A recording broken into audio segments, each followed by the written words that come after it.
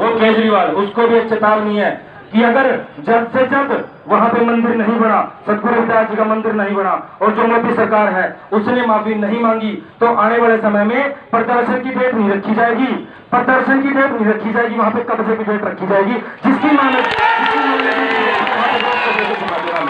तो साथियों, हम सभी को अपनी एकता का परिचय देते हुए इन मोदी सरकार के खिलाफ साथियों, सच्चाई है ये, सच्चाई हमें वैचारिक होने की जरूरत है, हमें सोचना पड़ेगा साथियों। आप लोग हल्ला गुल्ला करते हो कि बेरोजगारी है, बेरोजगारी है, लेकिन एक धारा 370 लागू कर दी, बेरोजगारी का मुद्दा हमारा खत्म हो जाता है साथियों। कहां गए हमारे वो मुद्दे साथियों? हमारे इन्होंने 15 लाख हमारे खाते में डलवाने की बात कही थी, लेकिन साथियों ये एक पाकिस्तान के अंदर झूठा अटैक करवा देते हैं, सर्जिकल स्ट्राइक करवा देते हैं साथियों, और हम वो चीज भूल जाते हैं कि ये 15 लाख रुपए कहां गए, हमारे खाते में 15 लाख रुपए आने थे, वो कहां गए साथियों?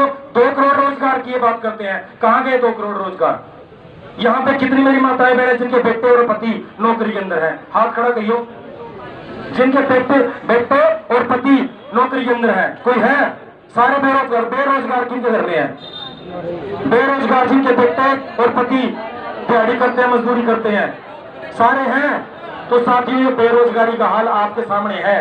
ये 2 करोड़ रोजगार देने की बात करते हैं, मोदी सरकार भी मोदी सरकार है, ये वादे करते हैं बहुत बड़े बड़े साथियों, मन की बात करता है साथियों, मन की बात करता है 56 इंच वाला, इसके मन की बात को समझना पड़ेगा। ये मन की बात सिर्फ अपने मन की बात करता है, अपने मन की बात मतलब अपनी चलाता है साथियों। इस देश के अंदर ये अपनी चला रहा है, अपने मन की बात करता है। यहाँ और भी बहुत से लोग हैं, बहुत से बेरोजगार साथी हैं, उनके मन की बात सुनिए कभी। बहुत सी मेरी माताएं बहनें हैं जिनके साथ रोज अत्याचार हो रहा है, रोज शोषण हो रहा है, उनके मन की बात सुनिए। बहुत से लाखों के साथ कोर्टों के अंदर जो बलात्कार के केस है वो पेंडिंग पड़े हैं, उनके परिवारों के ऊपर क्या गुजर रहा है, उनके मन की बात सुनिए। हमें ये मन की बात सुननी पड़ेगी, मोदी को पहुंचानी पड़ेगी ये बात। अगर वो नहीं सुनता साथियों, उसको सत्ता से उसको कुर्सी से नीचे उतारना पड़ेगा, और साथियों कुर्सी से ऐसे नीचे नहीं उतरेगा, वो कुर्सी से ऐसे नीचे नहीं उतरेगा, क्योंकि साथियों वो कुर्सी पे बैठ गया किसके माध्यम से?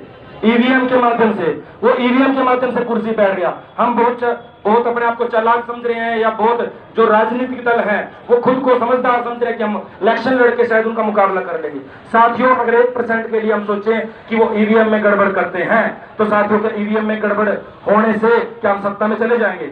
उनके खिलाफ खड़े हो पाएंगे? नहीं खड़े हो पाएंगे साथियों। हमें सड़कों की लड़ाई को, हमें जमीन की लड़ाई को मजबूत करना पड़ेगा, मजबूती से लड़ना पड़ेगा। जितने युवा साथी हैं सबको एक होना पड़ेगा, सबको जो बात यहाँ पे बोली जाती है उसको सुनना पड़ेगा और उसके ऊपर अमल करना पड़ेगा साथियों। अगर आज अमल नहीं करेंगे, आज इस बात को नहीं समझेंगे, तो आने वाले 5-7 साल में जिस टाइम तक डंडे तलवार लाठियां आपकी बहनों के ऊपर चलेंगी साथियों, उसके जिम्मेदार आप लोग सब खुद होंगे, आप लोग खुद होंगे साथियों। उसके जिम्मेदार कोई अम्बेडकर या मंच या कोई और संगठन या कोई पार्टी नहीं होगी। आप सभी पार्टियों को, सभी संगठनों को एक होकर लड़ाई को लड़ना पड़ेगा। राजनीतिक लड़ाई को साइड में रखे और सामाजिक लड़ाई को एक करना पड़ेगा। सामाजिक लड़ाई को सड़कों के ऊपर एक होकर लड़ना पड़ेगा। जैसे आज भी यहाँ पे बहुत से जो साथी हैं, सामाजिक संगठन है, राजनीतिक संगठन है, यहाँ पर एक हुए और उनको एक होकर ही लड़ाई को आगे बढ़ाना पड़ेगा साथियों। और इस देश के अंदर मोदी की जो सरकारें हैं जो तरह तरह के भ्रम फैलाती हैं साथियों, हिंदू मुस्लिम में हमें आपस में लड़वाती हैं, वो हिंदू मुस्लिम साथियों समझना पड़ेगा साथियों। हमें हिंदू मुस्लिम में आपस में लड़वाते हैं, हिंदू मुस्लिम वहां पे बोलते हैं, लेकिन साथियों जितने भी नेता हैं बीजेपी के अपर नेता साथियों, सबके परिवारों की में जो लड़कियां हैं उनकी शादियां मुसलमानों में हो रखी हैं। आप सबको जानकारी लेनी चाहिए।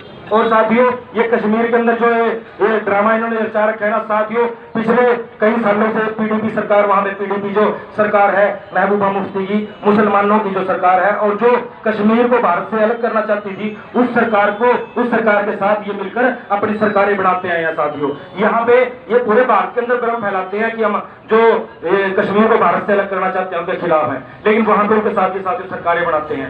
वहां पे महबूबा मुफ्ती उनके साथ मिलकर सरकारें बनाते हैं और कहते हैं कि हम मुस्लिम के खिलाफ हैं, हम मुस्लिम को ये कर देंगे वो कर देंगे। यहाँ पे साथियों नारायणगढ़ के अंदर भी मैं वीडियो फेसबुक पे हमारे पास वीडियो पड़ी है, नारायणगढ़ के अंदर भी नारे लगे थे कि जो राम राम जब मुर्गे काटते जाएंगे फिर राम राम चिल्लाएंगे। यहाँ पे भी नारे लगे थे नारायणगढ़ के अंदर। और मैं सीआईडी के माध्यम से इस प्रशासन को, यहाँ की सरकार को, यहाँ के आला अधिकारियों को, माननीय एसडीएम साहब को ये बता देना चाहता हूँ कि अगर दोबारा नारायणगढ़ के अंदर ये ऐसे नारे लगे, मुस्लिम विरोधी नारे लगे, अगर दलित विरोधी नारे लगे, तो आने वाले समय में अगर कुछ भी होगा, सड़कों के ऊपर लाल फूल होगा, तो उनकी वजह से होगा। वो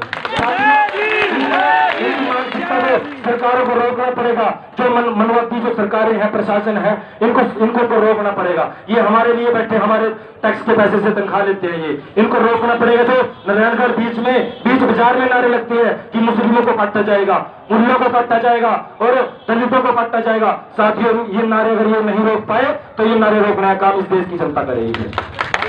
साथियों, आप सभी का यहाँ पर पहुंचने पर बहुत बहुत धन्यवाद है, बहुत बहुत आपका साधुवाद है। साथियों, जैसे हम यहाँ से प्यार से आए थे, वैसे ही प्यार से हमें बीच बाजार से होते हुए दोबारा अंबेडकर भवन में जाना है साथियों। और माननीय एसडीएम साहब को हम बुलाना चाहेंगे और ज्ञापन देना चाहेंगे। और साथियों, आपके बीच में अपनी दोबारा फिर अपने कुछ नारों को बुलंद करना चाहूंगा। जय भीम, जय भीम, जय भीम, जय भीम, जय भीम, जय